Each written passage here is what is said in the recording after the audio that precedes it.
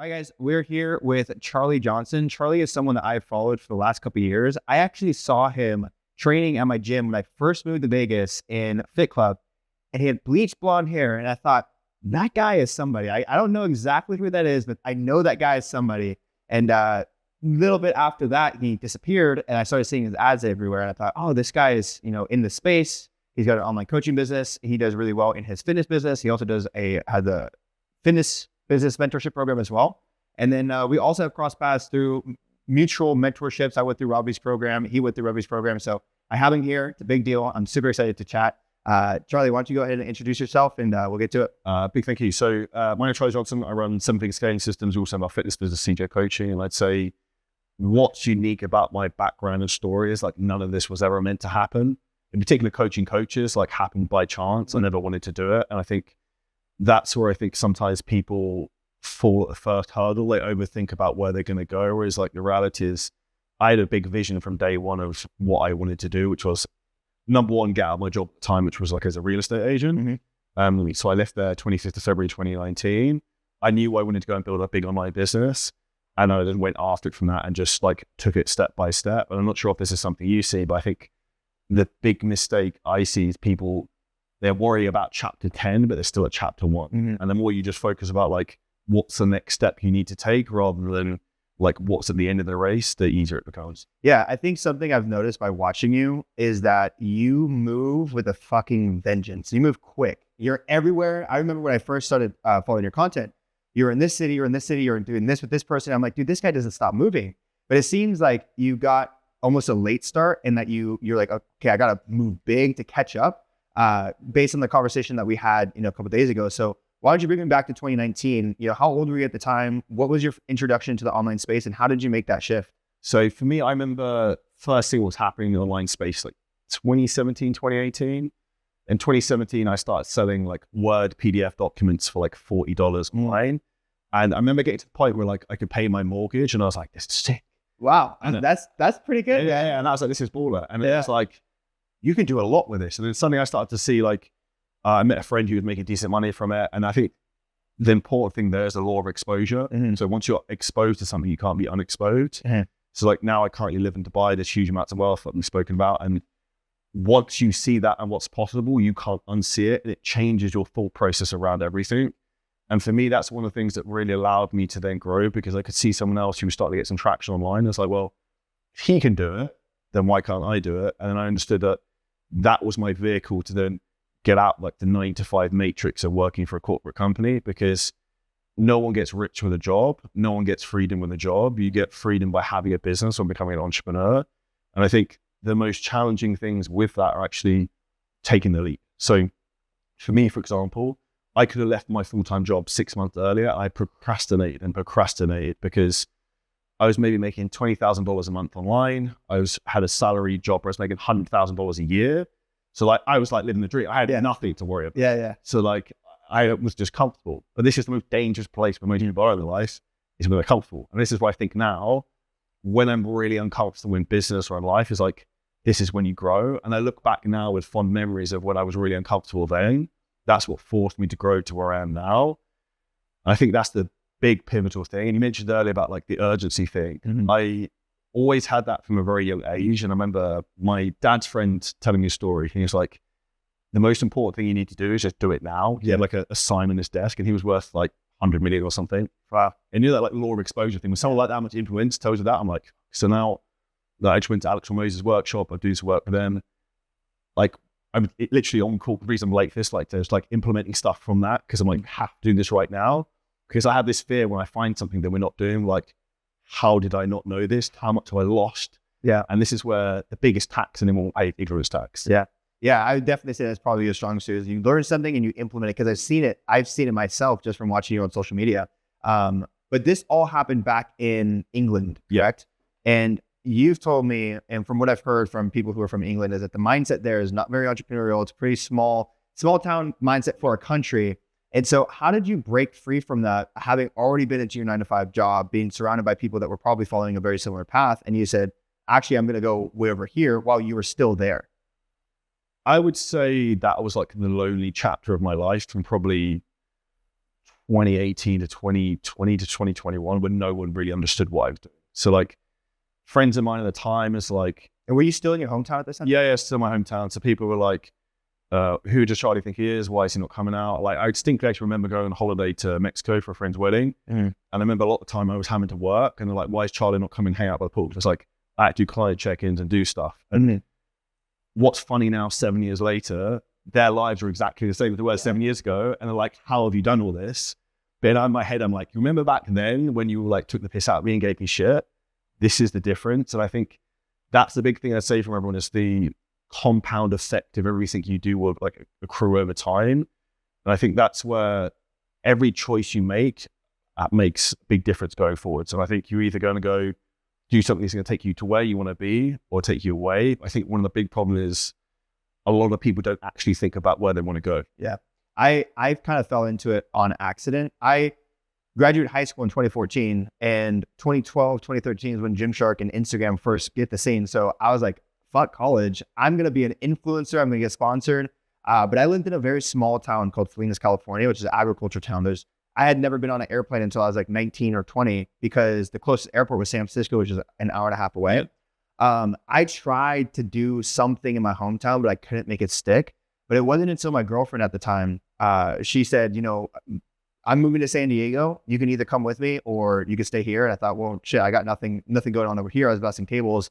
And moving to San Diego transformed my life in ways that I probably wouldn't be where I am today if it wasn't for that move, because it just puts you in a circle of people who exposing you to different things. So I'm curious, how did you get yourself and your business to pop off in your hometown? What advice do you have to people who are out in Kentucky somewhere? They want to be an online coach, but they don't have the means to make it to a big city yet. They need the business to pop off first in order to make it. So one of the stories I would tell is when I was an real estate agent in the UK. Yeah. I used to drive around in my Mercedes car and I'd listen to Grant Cardone and Gary Vaynerchuk. So Grant Cardone to the sales, Gary Vee for in terms of content. And they were basically my mentors. They're basically my friends at the time. Yeah. What I listened to all the time. I'd read the books, listen to the podcasts.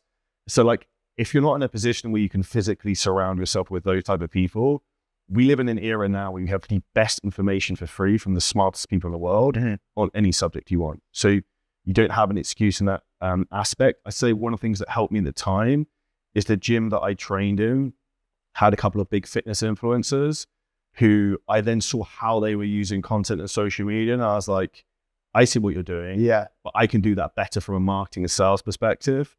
I think one of the things that's difficult for people, particularly at the early stages of their journey, is that you'll start to get flack and a bit of grief from people. Like, why are you making this type of content? Why are you posting this online? Why are you putting topless selfies up? And the reality is people need to have thick skins, I think in particular at the beginning. This is why I think entrepreneurship is really skewed, because at the beginning, you have the least amount of resources, you have the least amount of skills, the least amount of experience, and it's the hardest. Yes. And like the more success you have, the easier it gets. Yes. So what my advice to anyone is like, if you can eat shit for like the beginning phase and just keep going to be consistent, you will eventually get there if you surround yourself with the right people in the right environment. And it doesn't have to be in a physical setting. It could be like, listen to your podcast, it's my podcast, join your mastermind, whatever. Because the most powerful thing is the people you surround yourself with and from an information perspective, because your thoughts aren't really your own thoughts. Your thoughts are your interpretation of the information you see every day.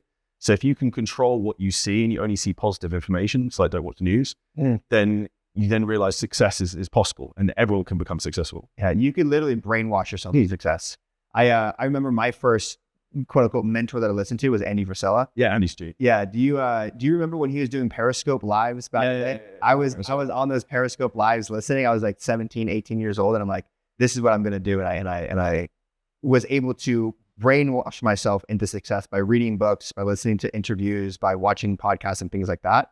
But something that I've seen you do really well is, I would say, like, you're a master networker. Yeah. I mean, like I mentioned, I've seen you collaborating with so many people in the space that I've looked up to for a very long time. Sure, Dubai makes it easy, but when you're in England, you're probably hitting people all the day. And when you came into Vegas, you slid into my DMs and was like, hey, let's connect. So what is your approach to networking? How do you get yourselves in the right rooms? And, what's the ROI on, the networking?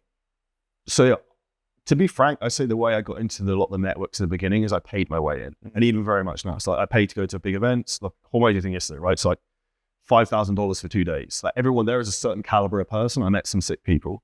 I go to a lot of masterminds in Dubai that are expensive, and I think back, like, what did I get from that event? And I was like, nothing from the event, but I met this person who introduced me to this person that then taught me this advertising thing that completely changed everything. And then I got this referral thing.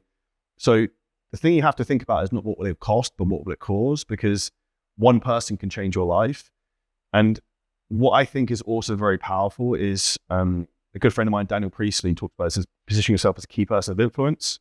So you become key person of influence when you get seen as an authority around certain types of people. So if you're making podcasts with high-level people, if you're going to events with high-level people, if you're training with high-level people, your perception of authority goes up, right? So like we had Dorian Yates speak at our mastermind event in Marbella, huge in the fitness industry. So then my perception in the industry goes up. I've trained them those times, had in my podcast, like anyone who's into bodybuilding be like, that's sick. The perception of you goes up. And I think this is where people need to understand marketing is a lot of perception. You have to be able to fulfill what you do. And then also, if someone knows you're connected with someone, they will then trust you because of that. So to give a good example, Ed, who's one of the guys who runs the acquisition.com workshop, messaged me last night to be like, oh, I saw Dan Priestley follows you. Is he a friend of yours? I was like, yeah, I know Dan really well, blah, blah, blah. And that makes you look good. But then I'm like, so then my authority is going up again because he wants to know someone I know. So then, but this isn't the game. And this is actually the biggest thing I'd say from people I've met who are very influential and way more successful than me, like 9-figure entrepreneurs and billionaires. When they find someone they like, they'll introduce you to everyone else. So like Dan would be a great example. He's introduced me to a couple of other people who have been amazing. And it's like that spider web effect. And the best piece of advice I'd always give people was that like, I can't impress people who are like massively ahead of me with like Ferrari, flashy watch. Like no one cares. Mm-hmm. But it can be the same thing for you. And I had the same thing with my clients. I have massive respect when I say something to someone and like, bang, I see them doing it straight away. I'm like, this kid's got it. Yeah. And then I want to pour into them and then help them. And it's the same for the people who have the authority in the industry or whatever you're in.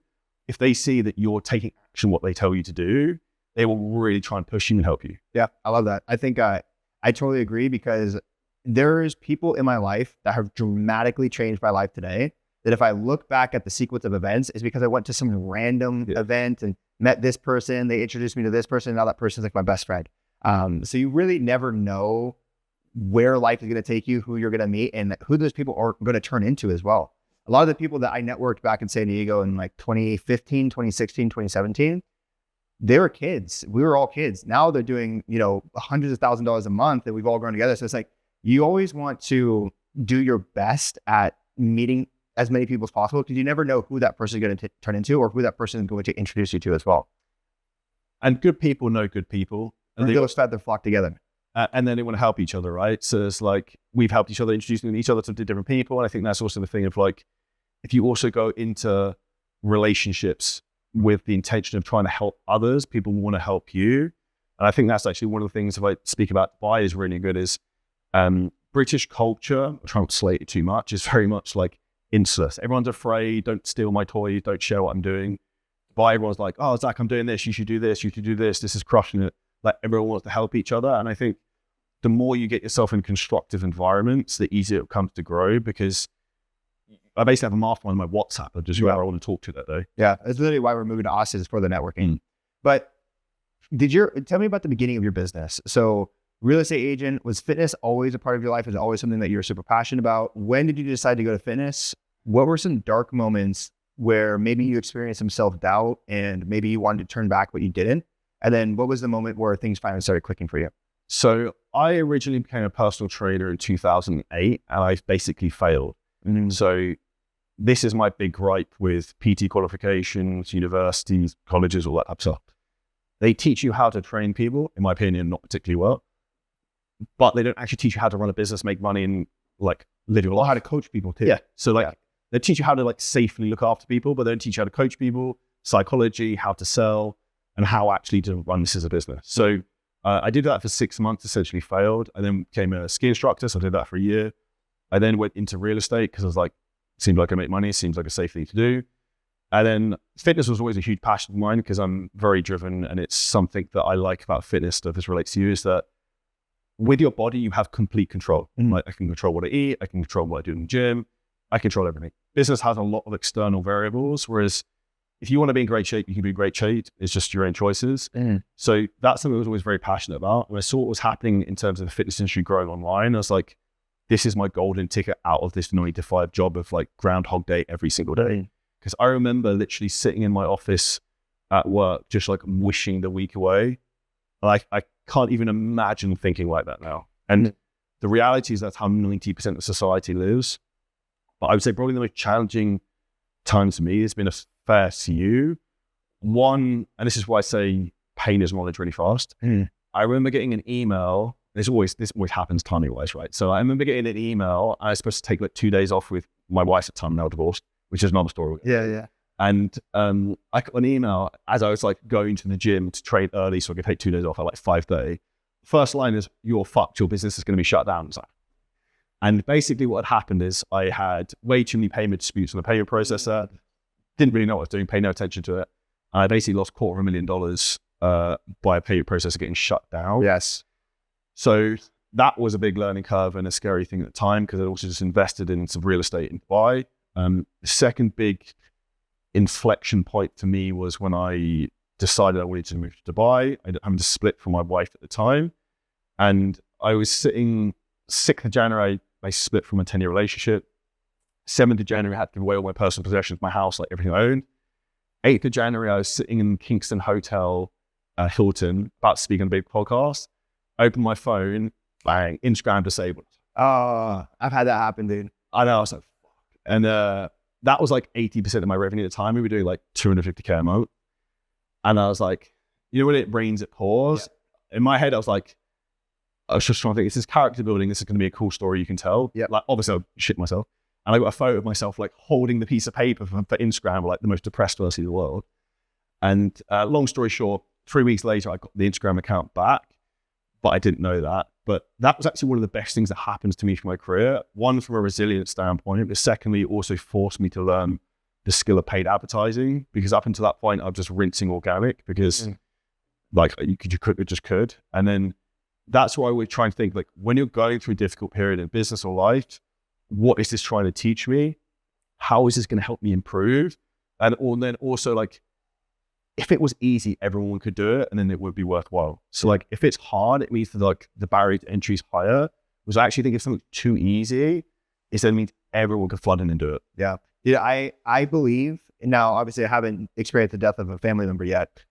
The two most painful things someone can experience is a breakup and their payment processor being shut down. Every time that happens, it is like a gut punch and everything needs to stop. But I actually had something very similar happen in 2022. My Instagram account went down. And was that around the time that happened for you too? Just before that, but after this, I've got another story, and this was actually a good one to get. I feel like in that 2022 seasons, everyone's account was going down. It was a big scandal. That one put some hair on my balls as well. But go ahead. So last year, I had an incident with some competitors of mine who tried to like publicly slate me and all this other type of stuff, because basically loads of their clients were coming to us because we could help them grow their business. And what they actually did is they hired hackers to hack my Instagram account. And disable it, right? And disable it, but then also my clients. That's fucked up. To the point where I was paying to get some of my clients' accounts back. And then my own Instagram account, I think, went down like 7 times in 6 weeks. I was getting like threatening WhatsApp calls, demands for 30,000 euros. I went to Facebook, went to the police in Ireland as well. None of them would do anything about it. And they're like, dude, the same thing happened to me. My Instagram account went down. My wife's account went down. All of my students' accounts went down. It got to the point to where I literally just stopped tagging people, because I'm like, that's why I had to. I couldn't put anything up anywhere. Yeah. I posted my students, but I wouldn't put their name. I wouldn't put their tag. I wouldn't put, even when they got their plaques for the record months, I'd cross out the name. People were like, you should tag your students. I'm like, I can't. Like, it's a shitty situation. Why do you think some people in the industry are vindictive with that type of stuff? Dude, I think you're talking about the people who are trying to take other people. That's funny, because I had the same thought when you were saying that. I'm like, why is it that you and I can be here and be friends, and I'm friends with personal friends, have the phone number in my contacts with all of our biggest competitors? Every time I hit a record month, it's usually because they say something to me that helps, and I tell them. And so I'm in the space of like, I want to be friends with all. Like, Dude, to be honest, I'm gonna be honest. We hit a record month in November. I was more stoked to see that you reached out to me to collab than I was about the record months, because for me, I'm like, the networking, the relationships, it means so much more. And it honestly too, it gives me a bunch of validation, because I'm like, I'm that guy. I'm worthy, you know? But I don't know, man. I think people, maybe it's an insecurity thing. I really don't know, but I can confidently say I don't think those people will last very long. And I think the difference of that is it's a culture difference between the US and like British European markets. Whereas, you know, I said earlier, everyone in the UK is like, this is my shiny box. Like no one else can have a business in this industry. Whereas the thing I would say is I'm like disruptive. So I'm very aggressive, very direct, very like all over everything. And I think the way I think about business in a lot of respects, I'm trying to laugh at this, but it's like a brute force violence. So like just hit it with a sledgehammer and just go fucking through it. And I think the number one reason I've probably been successful, and a lot of people struggle not to be successful or aren't successful, is they don't take enough action, don't put enough volume into stuff. Whereas like we do 3 YouTube videos a week, 3 podcasts a week, 3 Instagram posts a day, we have 3-4 Instagram accounts. Like the volume's insane. Yeah.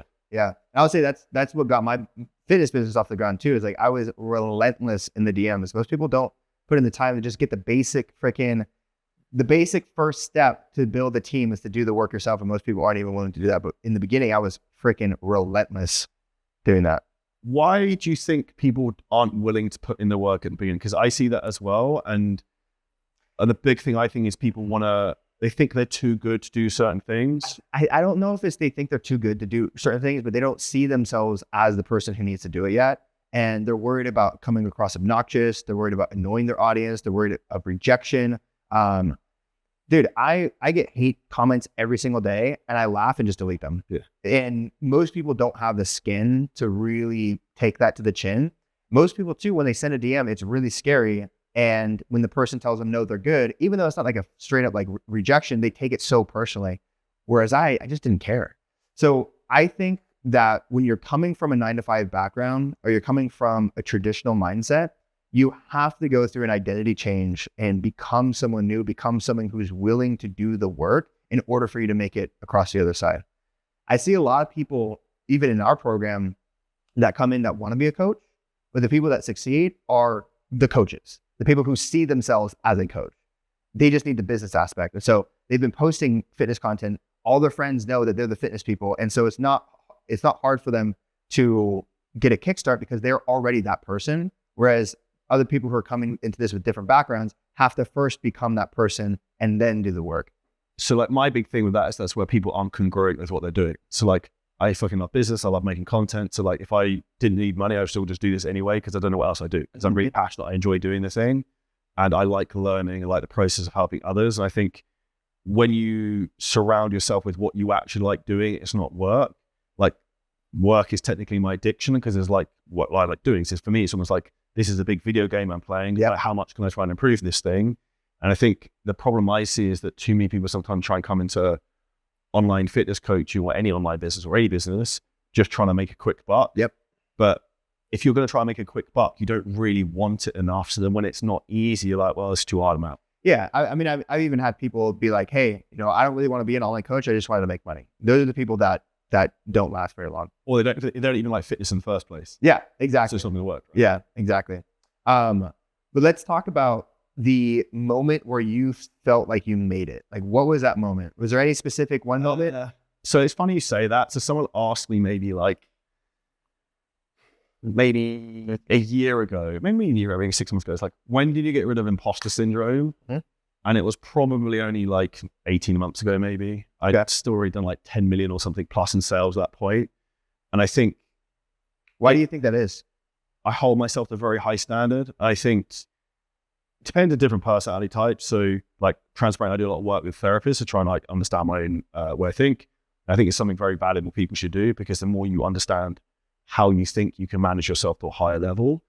But I will put myself through the fucking grind more than I need to sometimes and try and almost like self-sacrifice myself, think I need to do more when in reality you need to do less. I think once you flip that on its head and you understand and you start to actually look back at like what you've achieved, then you're like, okay, cool. Yeah, maybe I don't need to be the imposter anymore. Yeah. I think For me, some of the big breakthroughs, that was actually when I started helping coaches and like really change their life. I was like, wow, this is impact. Yeah. Because I think getting someone six pack and in great shape is cool, but if you can change someone's entire family's financial life, that has a lot more impact than just getting someone abs for 8 weeks. And I think for me, that's probably the thing that gave me a lot of validation, but also a huge amount of fulfillment and like self-worth from that. When did you make the switch?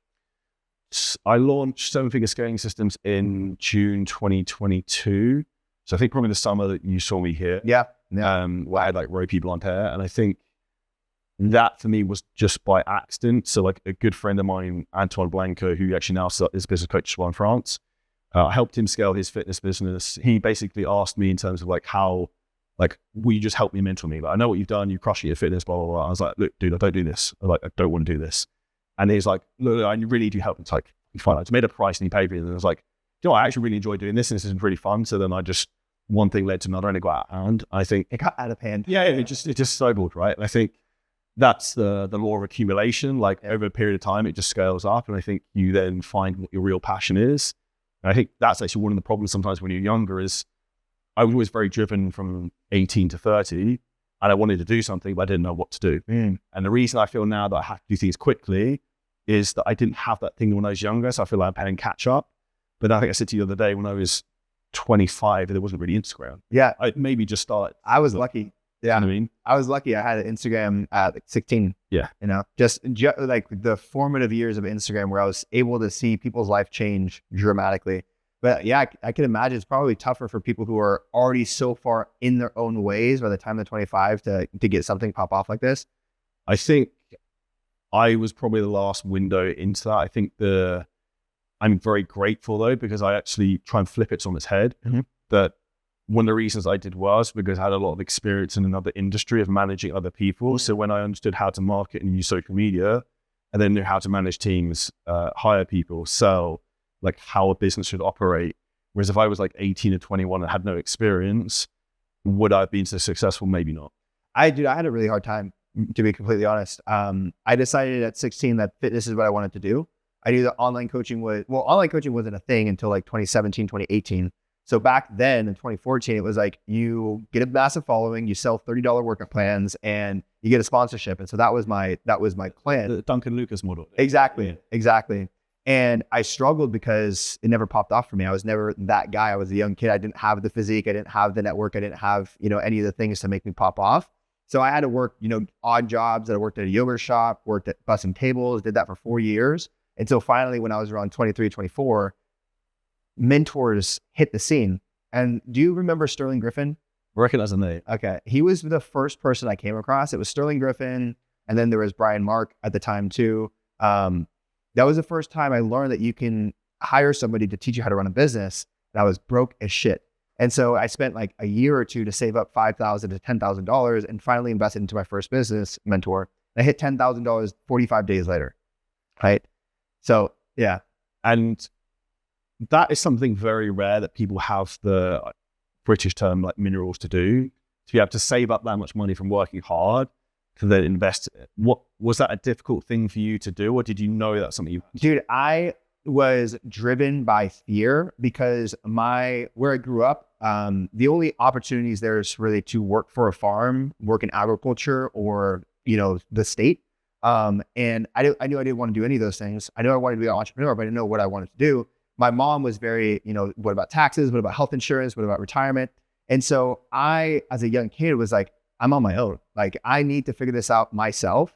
And so, dude, I hustled my ass. I worked, when I lived home at my parents' house for 2 years after high school, I turned my mom's garage into a personal training studio. And I would drive to my high school, pick up kids in my car, bring them back to my house and train them each for $10 an hour. I would do that Monday through Friday. And then Friday through Sunday, I'd be bussing tables. And I did that for about 2 years, saved up a good stack of cash, moved down to San Diego and got a job bussing tables immediately. And I picked up every single shift I could. I was working Monday through Sunday, working doubles when I could. And because I knew I have to save up money and figure it out. Otherwise, I'm going to be doing this forever. And speaking about my dark moments, when I was 22, that was the moment when I realized, okay, something has to happen quick. because all of my friends at the time were starting to graduate college and get real jobs. And I hadn't even gotten like my associate's degree. And I was still busting tables. They passed me up on a waiting position. And so like, dude, where do I go? Like, what do I do? So I'm like, I'm going to launch my online fitness business. I got one person interested. I sold them $50 per month for 3 months. So I made $150. And I was like, okay, fuck it. I'm quitting my job. I have enough cash saved up and I'm going all in on the coaching business. Burn the boats. Yeah, because I literally had no option. Do you ever think about what if you hadn't done that? Dude, to be honest, if I hadn't done that, I would have found something different. I was always tinkering. You know, I tried to launch a clothing brand. I tried to do a supplement company. I tried to be a videographer. Like there was always something I was trying to do. But online coaching was the thing that I knew the most and that I actually like had the passion for and the skill set for it. So just, it was a perfect storm.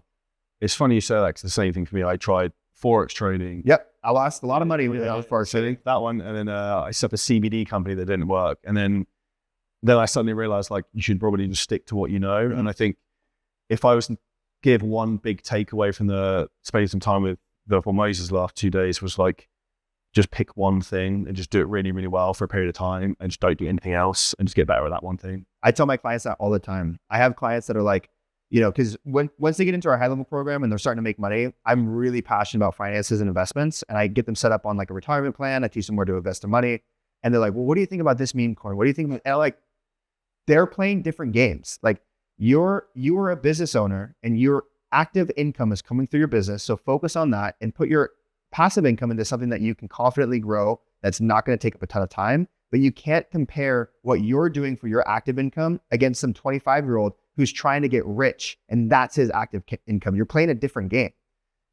And I think that's also where people get distracted and go down the rabbit hole. And like, transparently, I'm big into crypto and I've done that. I think in 2021, I remember like sitting in my office, which was like a shed in my garden in the UK at the time, which is quite funny. I built like a multi-million-dollar business in a shed with no heat. Yeah. On it. But I had like screens everywhere with crypto stuff and I was supposed to be working and I was just like trading cryptos all the time. Yeah. And I think that's also where you learn from mistakes, but the important thing is when you have a mentor is to be able to give you the guidance of like what not to do. Dude, like that's the biggest mistake you're making right now. And it will listen to this. You don't even realize you're doing it. But then you have a blind spot of something you're not aware of. And there's only someone with experience who like, yeah, you definitely should not be doing that. That can save you 6 to 12 months. When did you decide to buy the Ferrari? When? Yeah. Well, like what was, because it sounds like from what I gather from your podcast, it doesn't sound like you care all that much. I've always wanted a Ferrari, always wanted a supercar. And that's actually probably a validation thing of like, I didn't feel worthy. I could afford the car like fucking years ago, but I didn't feel worthy to go and buy it. And this is a funny story. So you can actually go and find this podcast. I did a podcast with a guy called Matt Fidesz. So Matt was ironically Michael Jackson's bodyguard. He has the biggest franchise of martial arts gyms in the world, like worth a couple $100 million. And he said to me, like on the podcast, like, dude, I want you to buy the fucking car. Cause like he's in supercars. And I was like, he's like, it will make you more money anyway, just buy the car. So it's like straight off the podcast, like messaged Ferrari dealership, but like 3 days later I bought one. Nice. So like, you know, even I said to you earlier about people who are successful will be like impressed by you taking action. I think he's always had respect for me from that straight away because like kids have bought cars straight away. I love it. I didn't even look at another one. I was like, I like that one, let's buy that one. And I think that's also where sometimes you need someone who's older with some experience. But like, dude, like you work really hard. If you want that thing, you can have it. Because I think as much as I say, probably most males do the other way where they sprinkle their money out the wall on stupid cars and jewelry they shouldn't be buying. I was probably very much the other way where I put all my money into like real estate assets and I lived well, but I wouldn't buy the things I wanted. And we've spoken on this before, but like once you got one decent car, you got the watch you want, like you don't really want another one. So like, you got the thing, you're then happy. And I think for me, like one of my favorite things is getting in the car and just caning it to the gym in the morning. And it just gives you a bit of a dopamine hit every day and just gives you that feel good factor. Yeah. I was the same way. I had a Honda Civic and I told myself that I would drive that thing into the ground. And I also told myself that I was going to wait until I had 7 figures net worth, not revenue, not sales, but like in my bank account before I was going to buy the Corvette. And it happened when we moved here to Vegas and it's all right. Like it's cool, but I think for me, like what makes me happier than the things is being able to wake up when I want to, hit the gym at 9 a.m. on Tuesday with my friends and then talk to clients all day long. Yeah. I freaking love that. Well, I think there's 3 things I always wanted. There's time freedom, location freedom, financial freedom. to do what I want, when I want, with who I want. So like, once I'd pretty much achieved that, I'd cracked the code, because there's like, I want to go to Vegas to podcast with Zakk, do it. Like, if you want to go to the Maldives, I want to go to Miami, like, you can do whatever you want. And I think that's where your ability to have life on your own terms is very powerful, because then it's a limitless life where you can go anywhere, do anything, could be anyone you want, rather than, in my opinion, what society wants to do, in particular in Europe, is they want you to conform, put you into a box, and you stay there until you fucking die. Yeah, I agree. I just got hit up by a good friend of mine the other day. I was like, yo, do you want to hit Rio Carnival for March 5th? I'm like, dude, I'm in. Like, count me in. I bought my ticket. We're going. That's sick. Yeah. But tell me about Dubai. What's that been like for you? You've been there for about 2 years. 3 years. 3 years now. How transformative has it been for you? So for anyone who hasn't been, Dubai, I would say, is like Disneyland for adults. In my opinion, it's the best place in the world, and there's a couple of reasons why. One of the big things I didn't even contemplate until I'd moved there or really notice is the safety aspect. I've lived there 3 years. Let's talk about why you decided to move there first, and then we can go into it. Okay, so the reason I decided to move there, one is, for anyone who's been to the UK, you probably understand why you want to leave. The weather is horrendous. So like, I suffer a bit with SAD, like seasonal anxiety disorder or something. You know, like when it's bad weather, I just feel depressed. So I always want to live by the sea. I want to live in the sun. I want to live by the beach. So that was a huge thing. Second was in terms of like networking opportunities, like super fast paced to get to people. And the third, the big thing is, if you want to have financial freedom in life, the biggest expense you will have in your life is tax. Yes. So if you can take that off the table, you can get rich really fast. So if I make $1 million, I now keep $1 million. That's insane. In the UK, if I make $1 million, I would keep like $250,000. Yeah. So in one single sweep, I basically like 4x'd my income. Yeah. Just moving country to somewhere I wanted to go anyway. And I think it was a big change, and it put me through the mill a little bit psychologically, maybe, because I originally grew up in the countryside, green fields everywhere. I now live in a skyscraper in Dubai Marina next to the sea.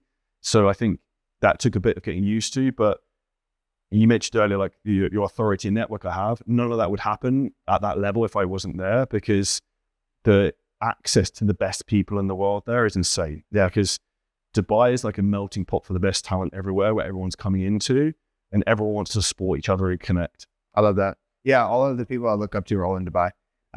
But we have roots here in the US, so I definitely want to do a trip out there. Yeah, 100%. If you go, you've got to go for at least 2 weeks. 2 weeks? Yeah, that's easy. It's I would say the other big things there is like the best restaurants in the world, the best service in the world.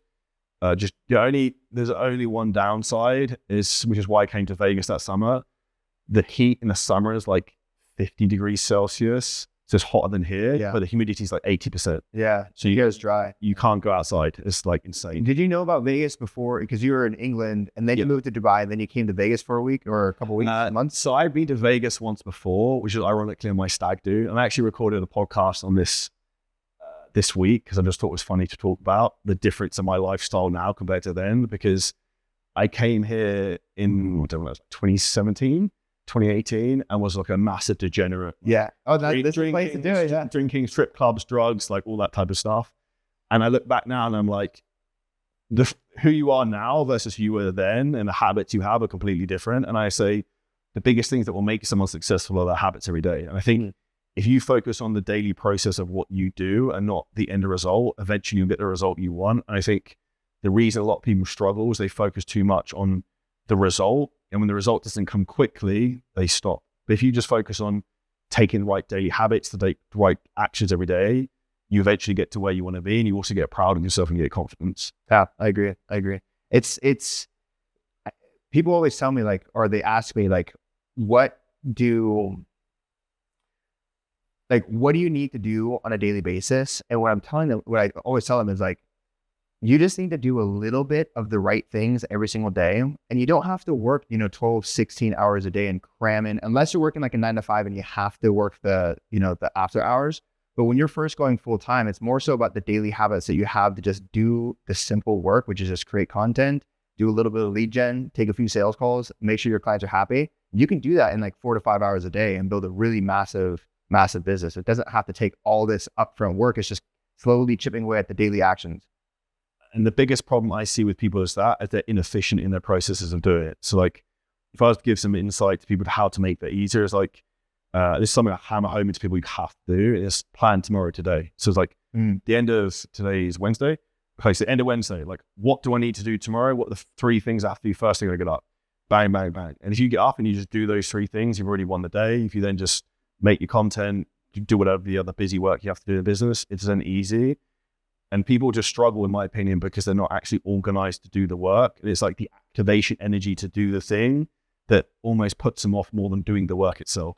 Dude, it's an interesting thing that you say, because I've worked with about 2,000 personal trainers now since PTBI, and you often forget how much personal organization and just good daily habits for being organized is important for building a successful business. I had one girl that was like, she was frustrated that her business wasn't working. And I was like, when do you start work? She's like, 10:30 a.m. I'm like, what are you doing for the first half of the morning? She's like, oh, I take my dog for a walk. I do a little bit of meditation. I read, I journal. I'm like, no, you just need to get to work and just reorganize your schedule in order for you to be successful. So one of the first things I do is look at someone's calendar. Yep. And I'm like, that'll tell you a lot. Yeah. The 2 things that will tell you where someone's going to go in life is if you look at someone's calendar, and there are actually 3 things: their calendar, their bank statements, and their YouTube, like their search list, like what they watch. So like someone watches like educational stuff, they're trying to learn about business stuff, that's a good thing. If you spend all your money on like learning and mentorship, whatever, like positive, right? If your calendar is packed with like learning time, deep work, like actually doing tasks rather than like taking the dog for a walk for 5 hours every single day. Not that you shouldn't take your dog for a walk, but I think people procrastinate too much on actually doing the thing.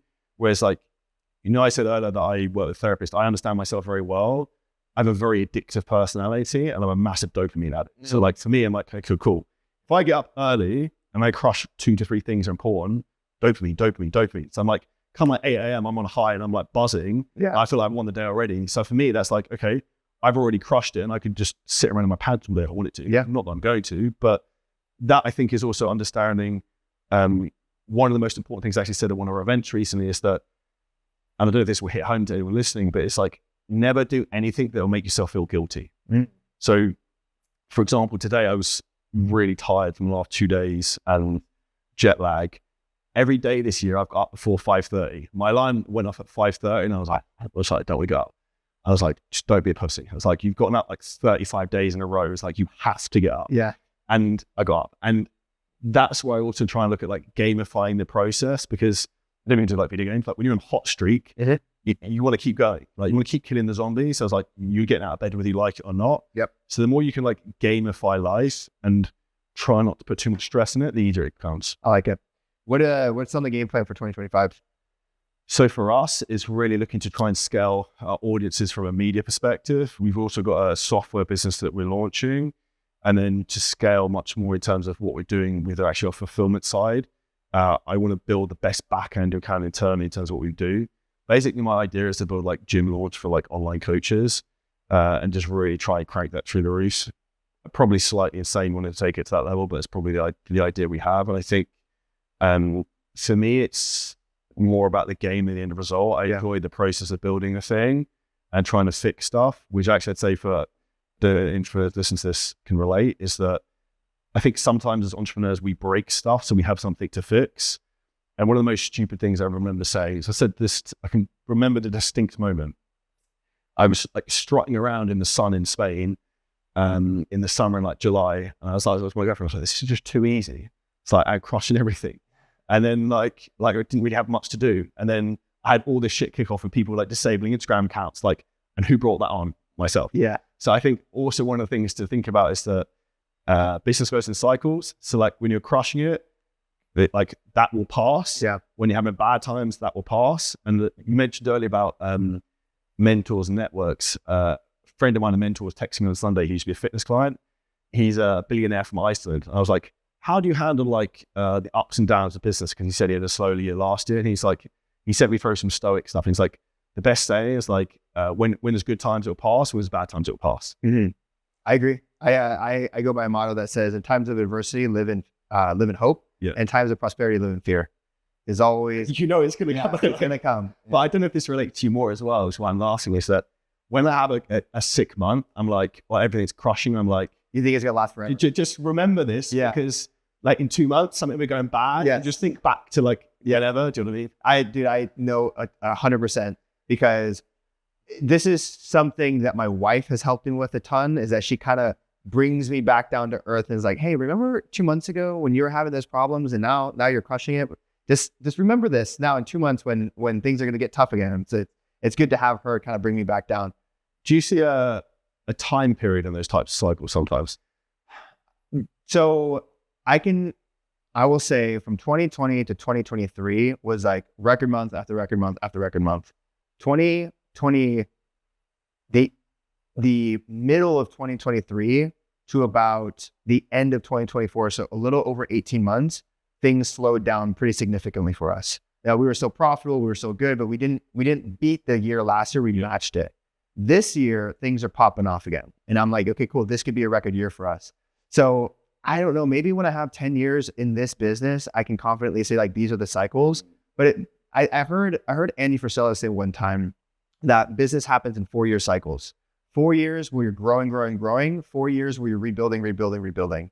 And I think that lined up pretty perfectly with the timeline of starting in 2020 and hitting that 4-year mark where we had to restructure everything in the business in order for us to grow. I agree with that. Actually, that's probably one of the things I feel like we're going through at the moment is you grow really quickly and then you get like operational debt to debt because you've scaled really, really fast, but maybe your team's not good enough, maybe the systems aren't good enough because you're like papering over things that are like just holding it together until they start to burst because there's too much going on. And I think that's also the benefit of when you've got someone to give you advice to be like, okay, Zakk, when you get to this point, you need to do this, you need to do this, so that when you get to here, the whole thing doesn't fall apart.